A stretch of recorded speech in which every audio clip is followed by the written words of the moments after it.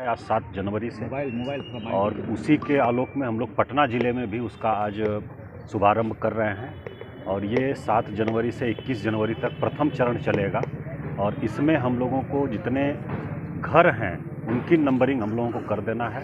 घर और परिवार की संख्या, परिवार के मुखिया, परिवार के सदस्यों की संख्या, सिर्फ संख्यात्मक विवरणी लेनी है। फिर जो हमारा दूसरा फेज चलेगा अप्रैल में, उसमें हम लोग बाकी डिटेल लेंगे। उसमें पूरे 26 कॉलम हैं और सब प्रकार की सामाजिक, आर्थिक और उसके साथ साथ जाति की जानकारी ये हम लोग सेकंड फेज में लेंगे।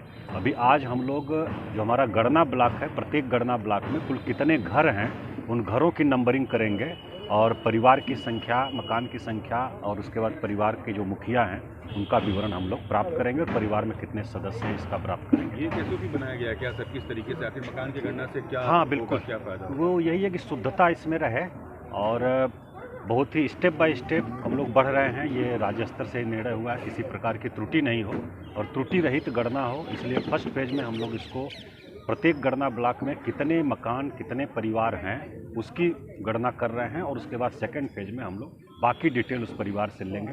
2 फेज में इसीलिए किया गया है कि त्रुटि नहीं हो और उसका डेटा कंपाइलेशन भी आसानी से हो सके। पटना ज़िले में हम लोग बात करें तो कुल 45 हमारे चार्ज हैं, 23 प्रखंड हैं और बाकी सभी हमारे नगर निकाय हैं।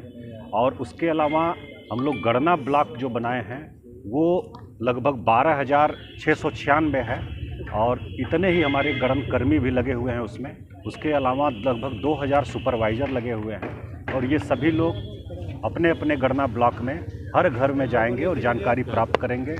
और जो उनका डेटा है उसका हम लोग फर्स्ट फेज में डेटा एंट्री सेंट्रलाइज करा रहे हैं और सेकंड फेज में जो लिया जाएगा उसमें ऐप के माध्यम से डायरेक्ट जो पूछताछ करेंगे, बातचीत करेंगे, उनके माध्यम से सीधे डेटा एंट्री ये लोग करेंगे।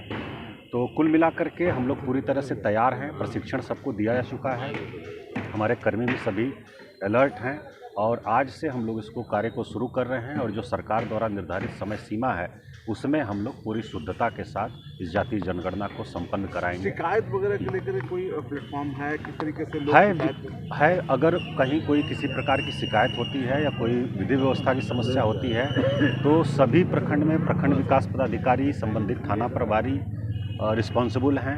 अनुमंडल स्तर पर अनुमंडल पदाधिकारी, अनुमंडल पुलिस पदाधिकारी हैं जो इसको देखेंगे। नगर क्षेत्र में हमारे जो संबंधित अनुमंडल पदाधिकारी हैं और नगर कार्यपालक पदाधिकारी हैं ये लोग देखेंगे और उसका समाधान करेंगे। और इसको हम लोग बहुत है अगर कहीं कोई किसी प्रकार की शिकायत होती है या कोई विधि व्यवस्था की समस्या होती है तो सभी प्रखंड में प्रखंड विकास पदाधिकारी, संबंधित थाना प्रभारी रिस्पॉन्सिबल हैं। अनुमंडल स्तर पर अनुमंडल पदाधिकारी, अनुमंडल पुलिस पदाधिकारी हैं जो इसको देखेंगे।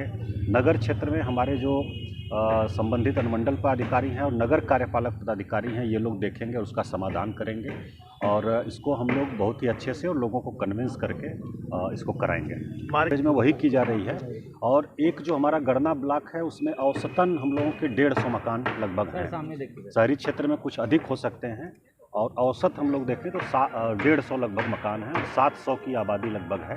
तो उसके लिए 14 दिन का समय है नंबरिंग करने का। प्रत्येक फ्लैट में जो परिवार रह रहा है उसका भी विवरण प्राप्त किया जाएगा। मंदिर मस्जिद वगैरह आदि जो जमीन खाली है उसकी भी मार्किंग वगैरह क्या है?